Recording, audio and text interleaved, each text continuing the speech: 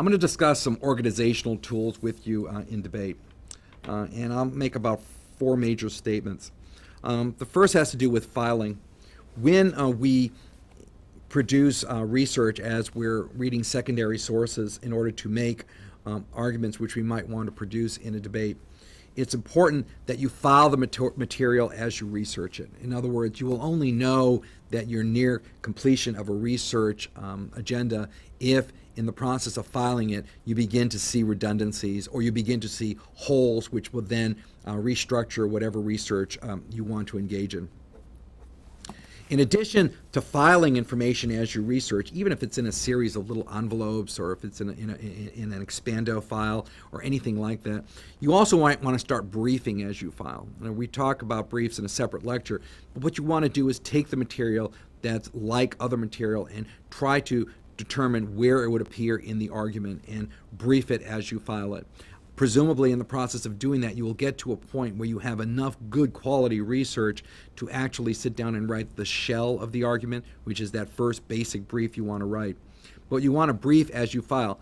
Granted, the briefs you produce when you file are probably not going to be the final briefs. I often refer to them as pre-briefs. They will eventually make themselves into final briefs, but you won't only know that if you brief as you file.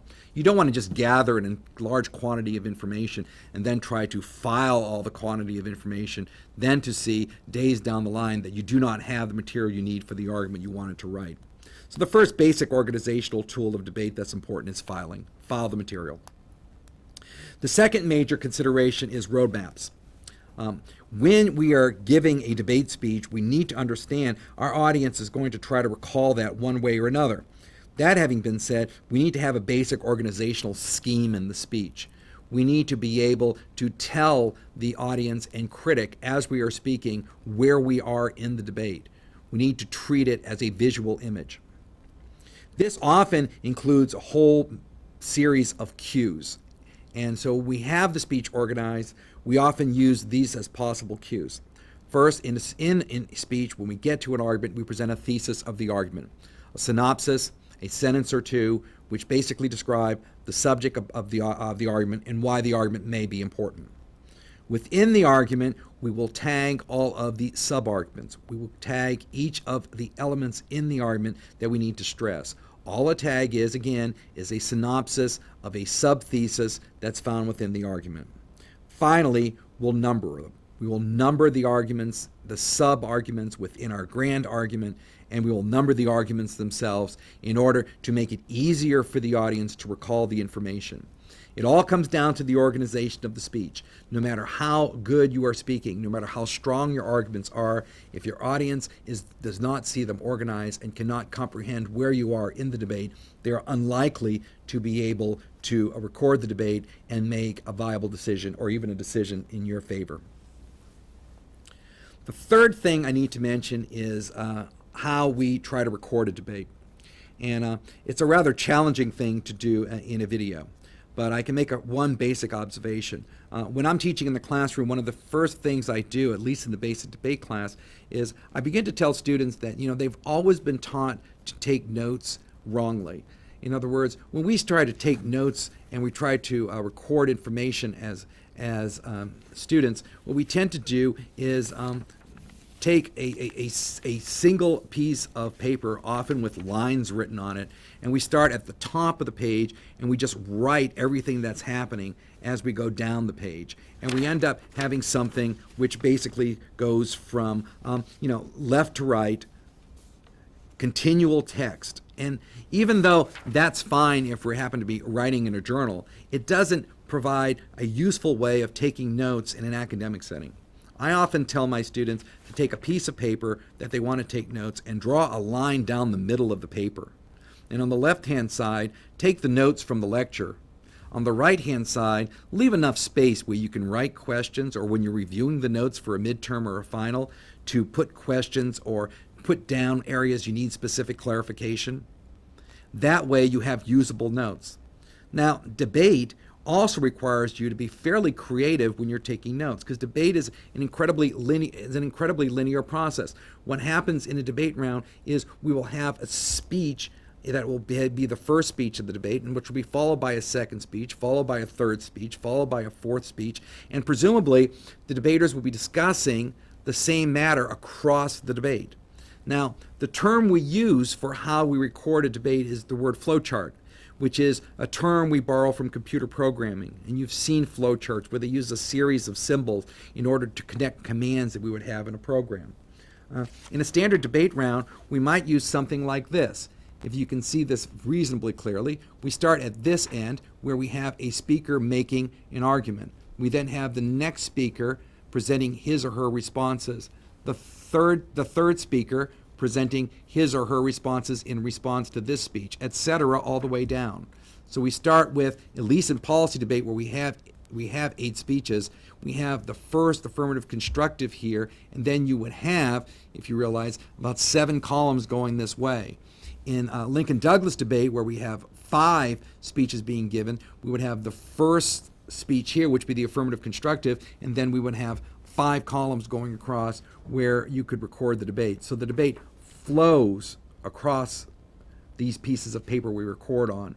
And using a flow chart like that, we get a visual cue of how the debate is going. We see the quality of the responses based upon the empty spaces that appear in this construction. This is called flow charting. It visually punctuates what's going on in the debate round. I often have told my students to choose blank pieces of paper and ones without lines because they're going to violate all the lines they find on a piece of paper. 8.5 by 14 paper tends to work very well in policy debates. 8.5 by 11 is quite fine in a Lincoln-Douglas debate. If it has lines, draw lines against the lines if you need to in order to break it into a usable flow chart. The power of flow charting is it not only visually punctuates what's going on in the debate as a debater when you look at the flow, but in addition, it provides a way when you're making arguments to review the flow and see how the arguments are progressing through the debate. And you can visually punctuate what's happening in the debate by actually taking this piece of paper, whether it's a piece of paper that is flimsy as this piece would be, or one with a harder stock, and you can punctuate the debate by setting it aside and then move to another piece of paper, which is the key to actually being effective as a flowcharter in a debate round. If you want to learn how to flow debates and flow debates well, use lots of paper. I mean, always provide each argument with its own piece of paper. This allows you to be able to shuffle the paper appropriately and to go to arguments in whatever order you find is better for a given debate round. So you're visually punctuating the debate by reordering the debate. You're also visually punctuating the debate by setting the flows aside as you move on from one argument to another, giving a visual cue to the critic and audience in the debate. The final thing I need to mention in terms of organizational tools deals with how one transports all this material around. Because as you begin to debate, you'll discover that some of the material to research on a debate topic might be relevant in the subsequent year as well and this year after that. And so you end up gathering an incredible quantity of information. Programs which have been around for many years tend to maintain master files as well. You often see debaters going to tournaments with large quantities of paper information, often stored in tubs or cartons, which they then carry with them into rounds for competition. While in parliamentary debates, we do not have evidence read in the debate round but referred to, in policy debates and Lincoln-Douglas debates, we often have material read into the debate from files. I recommend that material you use be put in expanding files. Expanding files often are numbered 1 through 33 or A through Z. And you can change those designations and put material in expanding files that you use with some degree of regularity. Also, in order to transport the information, I mean, there are high-end, expensive tubs made by Rubbermaid and such, which are sealed and easily locked and waterproof. But for those on a more restricted budget, you can simply go to your local produce store and get the cartons which are used for produce, especially for fruit, and they are pretty much the right size for large quantities of 8.5 by 11 paper and 8.5 by 11 folders. In terms of organizational tools then, file your material and file it regularly. In the speeches, you need to roadmap the speeches so the audience and critic know where you are. You are debating to be recorded. Learn to flowchart. Practice flowing debate rounds when you're not in a debate round. If an elimination round is occurring and you aren't in that round, but you're free, flow it. Learn to flow and learn to flow well. It's one of the skills that is most difficult to teach, but without it, you won't be able to really focus on making the sufficient number and correct responses to arguments. In terms of the materials, carry them with you. Expanding files in tubs, in cartons, whatever is convenient and whatever works for you. Thank you.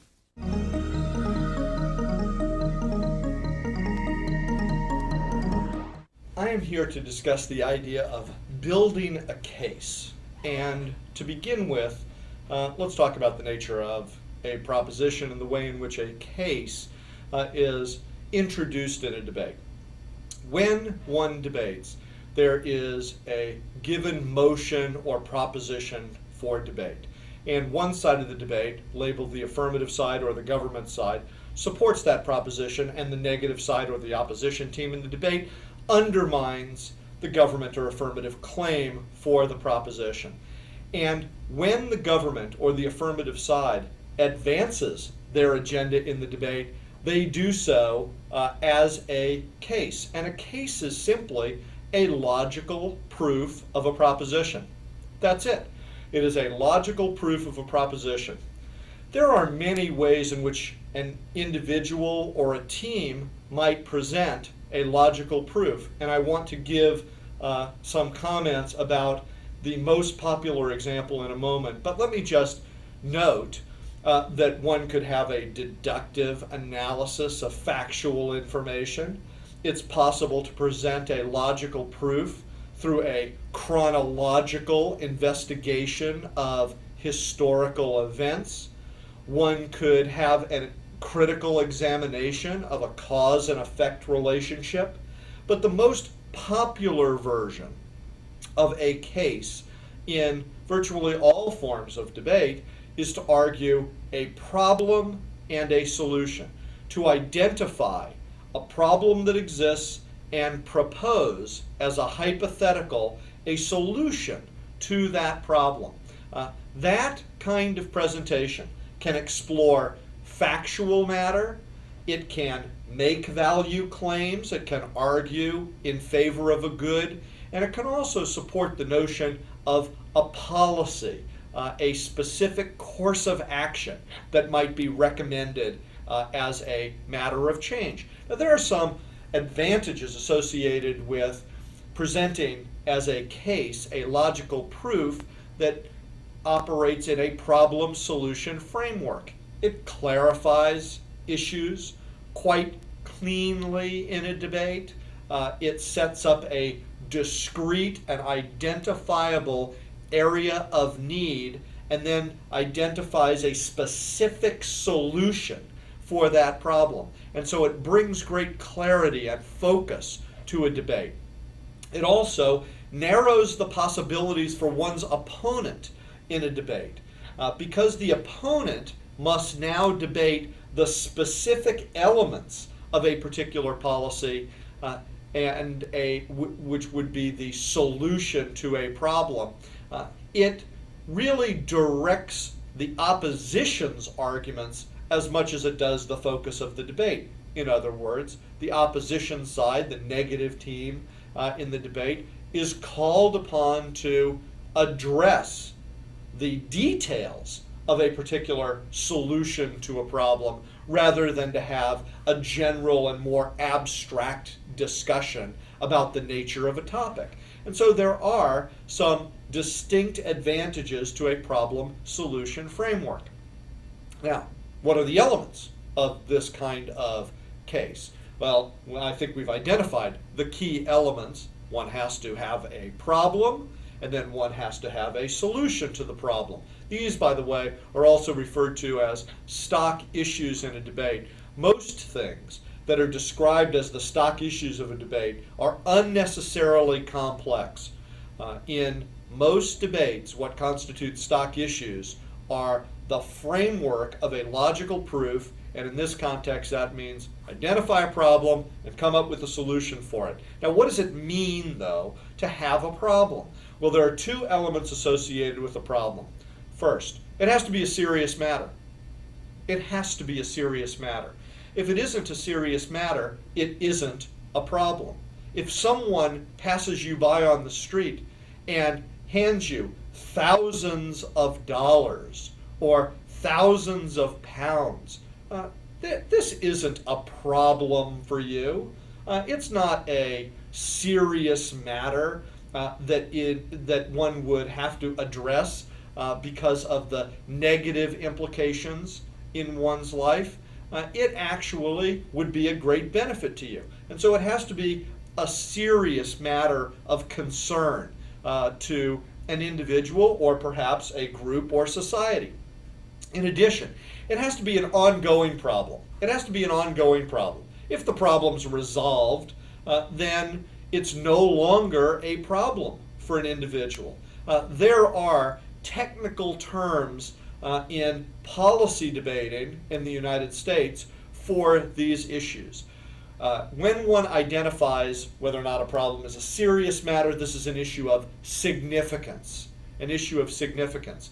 And by significance, we're simply talking about the qualitative and quantitative dimensions of a problem.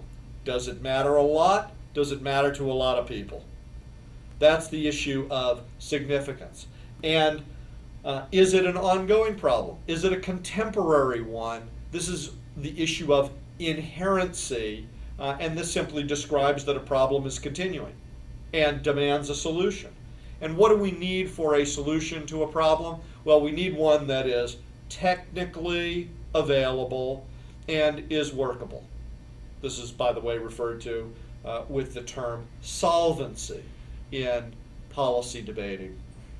And but really, we're just talking about whether or not we have a technically feasible and workable solution to a problem. After all, we could resolve problems with our psychic power or with magic, and this would be the solution to all of our problems. But what we're really looking for are practical solutions to problems, and those are the elements associated with a logical proof.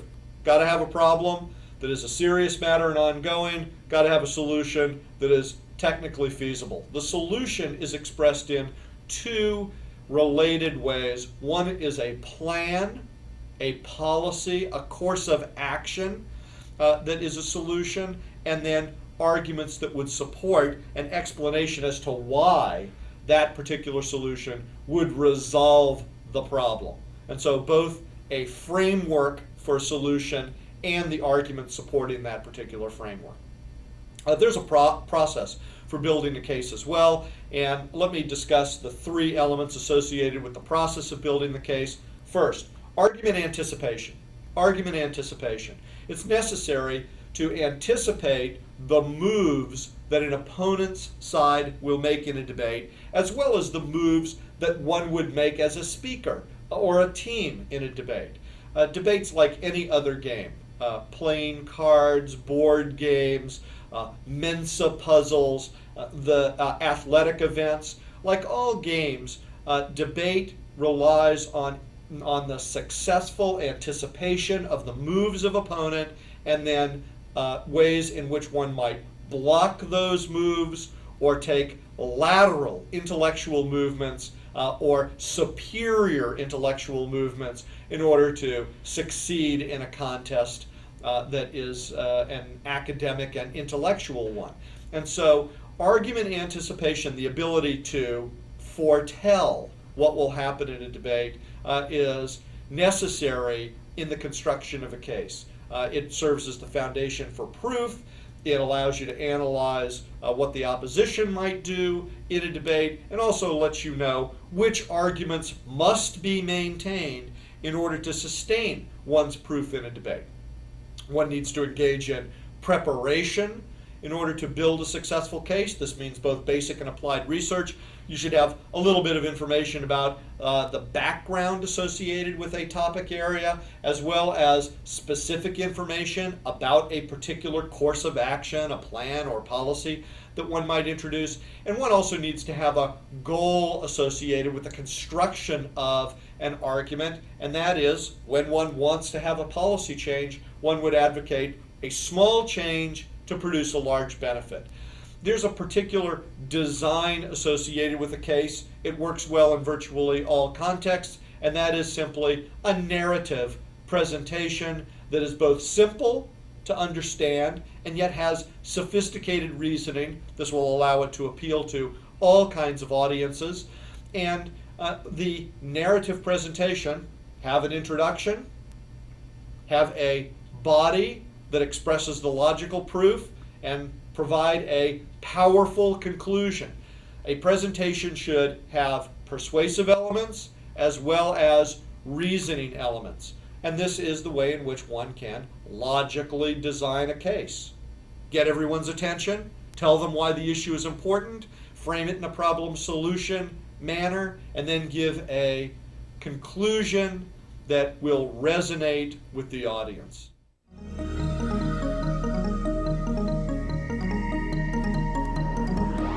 One specific context is refutation. And we're talking about organization, and I just want to mention a few organizational guidelines that you should keep in mind when you're refuting the arguments of an opposing advocate.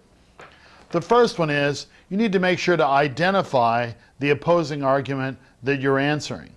You need to make sure that the audience is on the same page as you are. What argument specifically is it that you're answering? Generally, studies show that the more specific you are in identifying the argument you're answering, then the more seriously they take your refutation of it. Second, you want to make sure to refute specific arguments. You want to make sure to answer and critically analyze specifically what is being said by the opposing advocate. Don't commit the fallacy of reconstruing it or making their argument into something else, something that perhaps is easier for you to answer. Refute a specific argument and mention with specificity what that argument is. Third, make sure that you group opposing arguments when they're similar. If they keep saying the same thing over and over again in many different ways, don't try to answer them individually, group them all together. Mention to the audience, for example, that there are certain arguments that have the same theme or the same substance that your opponents are using, and then you can group all those arguments together and give them a convincing, detailed, and comprehensive answer, especially if that answer relates to a similar theme or a facet that they have. You'll get into much more depth and detail, and you'll be much more effective if you do this than if you try to answer each of them separately. Fourth, make sure to be able to use arguments against your opponents.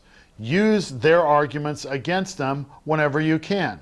When you are simply refuting or answering their argument, you're sort of on the defensive. And that's fine. You want to do that. You want to answer their arguments. You want to critically analyze their arguments. But if there's ever a situation where you can use their arguments against them, then you certainly should do that. Some of the situations in which that happens are as follows. For example, sometimes people will be very demanding in terms of their standards for your proof and the kind of arguments and evidence that you should present. Make sure that the standards that they present are also applied to their arguments, towards their forms of proof. If they demand that your claims be supported by empirical evidence or expert opinion, then you should be able to apply that argument to them. Make sure that their ideas are supported by empirical evidence or expert opinion.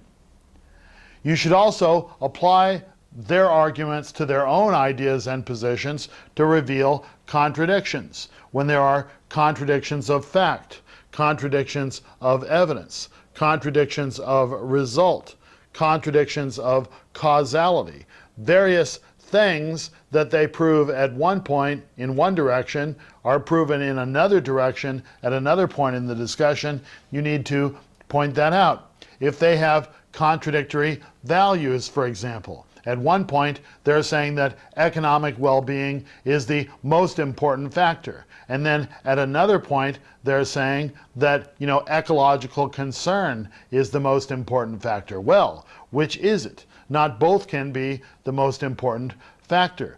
At other points, you may find that advocates are saying that the government should not intervene in the economic marketplace. And then at other points, they will be calling for government intervention in the economic marketplace. It's clear that audiences find instances where you reveal the contradictions in your opponent's positions to be very, very effective. So, while organizing yourself while you're refuting an argument, name the argument that you're refuting. Refute it specifically. Group things together if they say the same thing, and whenever possible, use people's arguments against them, and your refutation will be effective and fairly well organized.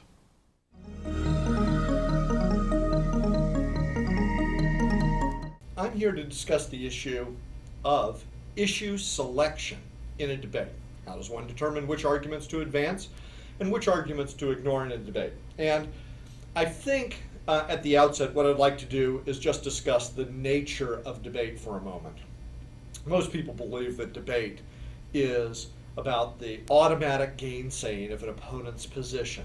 An affirmative or proposition team argues in favor of a motion, and the opposition or negative team simply argues against the motion. And whatever the team in favor or individual in favor of the motion argues, the other side simply disputes those claims. And there's certainly an element associated with that. No one would say that debate ignores issues of challenge, conflict, disputation. Debate is about disagreement. And at the outset, I just want to note 4 measures that one can use as a foundation for disagreement in a debate. One could disagree based on issues of relevance, minimization, capture, and answer.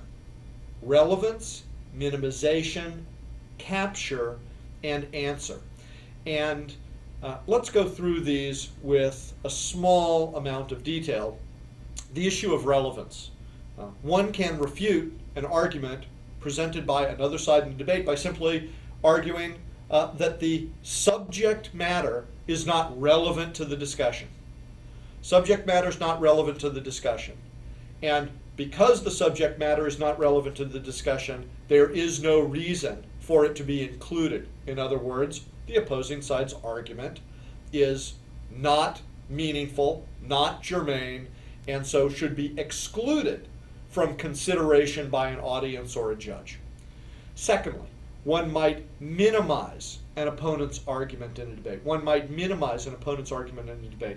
This would reduce to relative insignificance an opponent's idea. There are many issues that are presented in a debate. Some of them are meaningful, some of them are trivial, and it's necessary to identify how one's core arguments are more meaningful and how one's opponent's arguments are more trivial or diminished in status. One might also, in a third technique, capture the opponent's argument. This is often referred to as a turn of an opponent's argument. In this case, one is technically arguing that an idea introduced by another side in the debate actually offers better support for one's own side of the motion or plan of action or argumentation than it does for theirs. These 3 types of refutation are valuable techniques for issue selection emphasis in a debate, and the reason why they are efficient models of argumentation. And the reason that they are efficient is they do not require an individual to construct a full argument in order to answer a position in the debate. In many ways, they simply accept the argument that's been advanced from another side and manipulate the circumstances of a debate so that they do not have to fully develop argumentation to counter that kind of issue. With relevance, one says, I don't care if your argument is a powerful one, it's not meaningful for the debate. With minimization, one argues, I'm not concerned about the value of your argument. It seems relatively trivial to the outcome of this contest. With capture or turning an argument, a debater might say, I'm not going to dispute the claim that you've introduced in the debate. It actually supports my case better than it does your own. Only if one can't engage in these efficient forms of argumentation should one then answer, dispute, challenge an opponent's position that they've advanced in a debate. And so I think that the first principle of issue selection is efficiency. But debate's not just about disagreement, debate's also about strategic agreement. Strategic agreement. In order to clarify issues in a debate, sometimes to advance one's own interests in a debate or to focus on more important issues, it's necessary for debaters to agree about some of the issues that have been introduced in a debate. And so the second selection criterion might be clarity. Clarity. Advancing one's own interests by getting the other side to agree about an important principle. We, I think, would recognize that not all issues in a debate are equal. We have to discern the meaningful ideas from the trivial ideas. And so the third criterion for selection of issues in a debate is outcome assessment. How is an individual ultimately going to play out in a debate contest? The reason that this is important is debate's not about truth-seeking. It is not about finding the correct answer to a problem. Debates are too short. There are too many ideas that are advanced, and many of the issues that are argued in debate are played out in public policy arenas and philosophical discussions for decades or even centuries. And so it is unlikely that one will find the truth about whether or not liberty is more important than equality in a 7 or 8 minute speech. And if you can, perhaps you shouldn't be involved in debate, but should be making your mark on the world. Debate's not really about truth-seeking. It's really about advantage-seeking. One is trying to identify a relative position to their opponent in the debate, simply to argue that in this particular circumstance, I have a better expression of opinion on this matter than my opponent. And so one is always trying to discern the meaningful from the trivial relative to one's opponent. And the way to do that is through outcome assessment. Why do your arguments matter when compared with your opponent's arguments? Let's take an example in which we might discern the meaningful from the trivial and then talk about principles associated with it. The example might be argumentation on the death penalty. And one might be placed in a position to argue or choose to argue in favor of the death penalty in a given debate. And in order to argue in favor of the death penalty, one might advance these ideas. The death penalty deters individuals from committing heinous crimes. The way in which it does, there's a direct deterrent. If individuals are executed, they are unable to continue to engage in violent acts against other individuals. They also might have a general deterrent effect. Individuals might fear the application of the death penalty, and so they might be unlikely to commit the kinds of crimes for which one is charged with a capital offense and subject to the death penalty. One might argue that the death penalty is necessary for social retribution, that it's an important concept for a justice system to have an element that is extraordinary to deal with extraordinary crimes. One might argue that the death penalty is necessary to deal with leaders of nations or individuals engaged in crimes against humanity, that for a genocidal act, there is no other punishment that will satisfy a a valued principle such as justice. And one might also argue that executing individuals saves hundreds or thousands of dollars in care for the incarcerated. Well, I think we can recognize that one might logically argue all of these issues in a debate.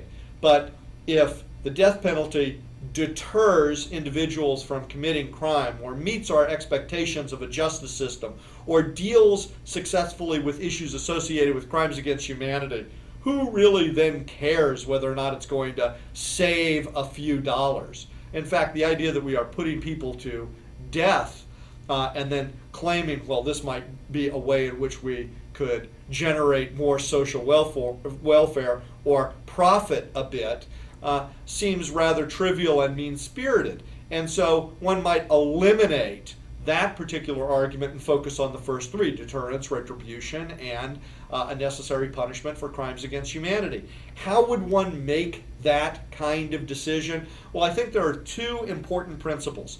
The first is significance. You need to identify qualitative and quantitative values associated with arguments in a debate. Why does it matter? How much does it matter? And to whom does it matter? And issues in a debate ought to matter a lot and to a lot of people. In addition, one needs to have perspective on an issue in a debate. When one supports the motion or supports the topic in the debate, the arguments that they select should support a logical proof for that topic and should be the issues that are critical to an explanation of that topic. And the arguments from the opposing side in the debate should undermine that proof. Each issue presented by either side in the debate should have the elements of significance so that any single argument might overwhelm the totality of arguments from the other side. In that way, you only need to win a single major argument to win a debate.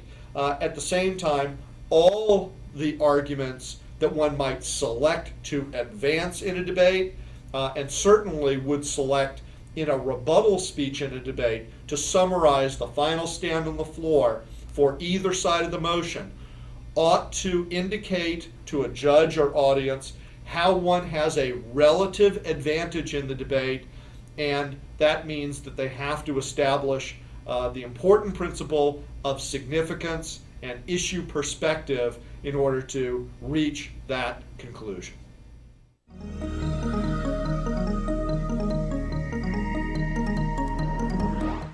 Let's conclude our discussion with organization for the debater by talking about summaries and how to weigh issues.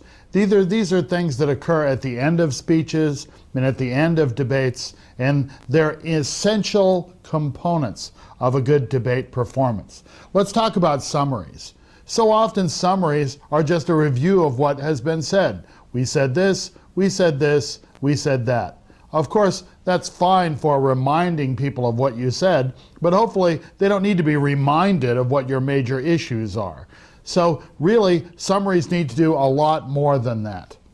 Of course, you can't just start doing these sorts of things during your summary. You have to pave the way. You need to have internal summaries throughout your presentations, earlier in the speech and earlier in the debate. You need to say that particular ideas or issues are extremely important, that certain things, although interesting, are largely irrelevant. These are the kinds of comparative, evaluative things you need to have inside of your speeches during a debate.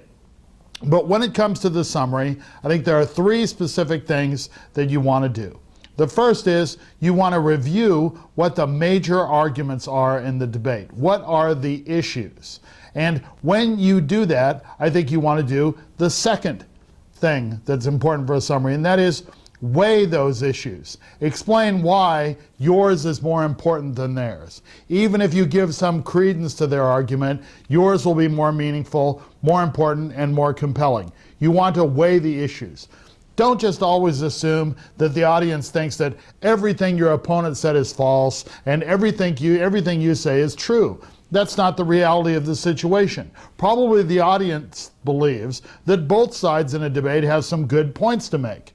You just have to convince them that your points are more important than the points of your opponents.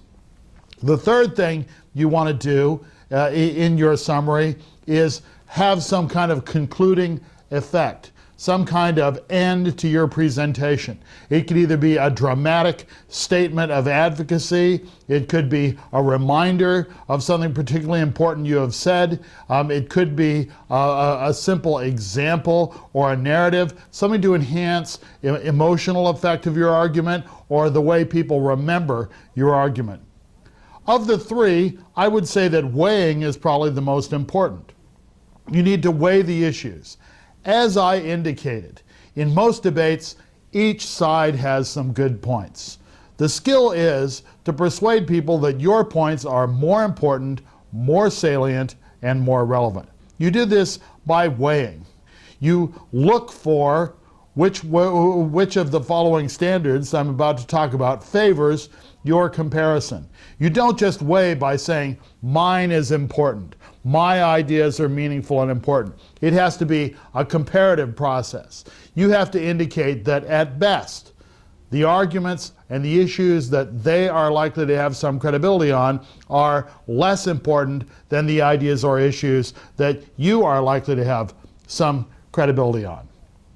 I want to suggest 8 different ways that you can look to try to indicate to audiences that your ideas, your concepts are more important than those of your opponents. Some of these are fairly simple, some of them are somewhat complex, but I think it's a good checklist to keep in mind, and as you look at issues, you can say, well, given this checklist, I can use this one to make mine sound more important, and then you would do that. Here are the 8. Number 1, quantity. Quantity.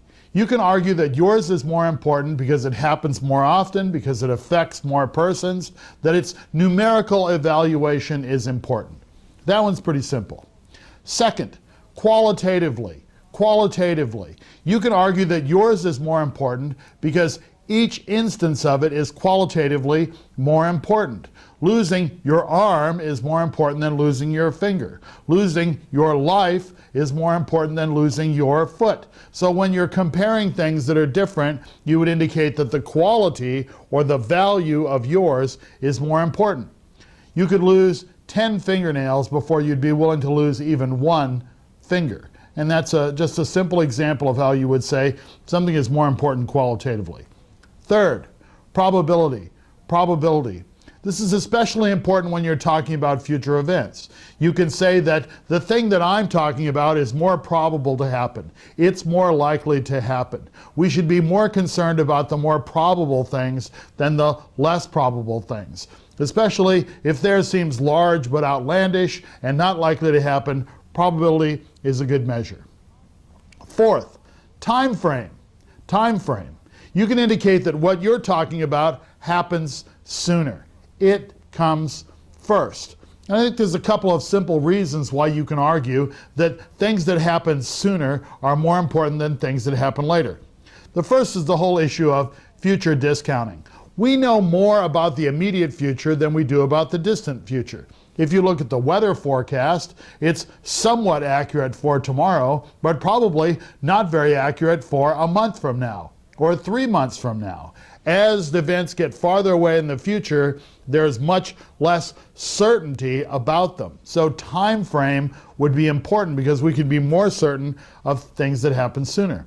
The second reason why time frame would be important is because when things happen, other things change. The events that come first may very well change the overall dynamic and show that later events, the ones that happen later, either do not happen or are not relevant. A couple of reasons why time frame is important. The fifth standard you can use is one of reversibility. One of reversibility. If a specific event is irreversible, if it happens and it can't be fixed, then it's probably more important. If you have a stroke, for example, it usually impairs some of your physical ability. Irreversible effects of a brain aneurysm would be very important because you can't fix them. On the other hand, if you lose your job, it's certainly bad, but you might get another job.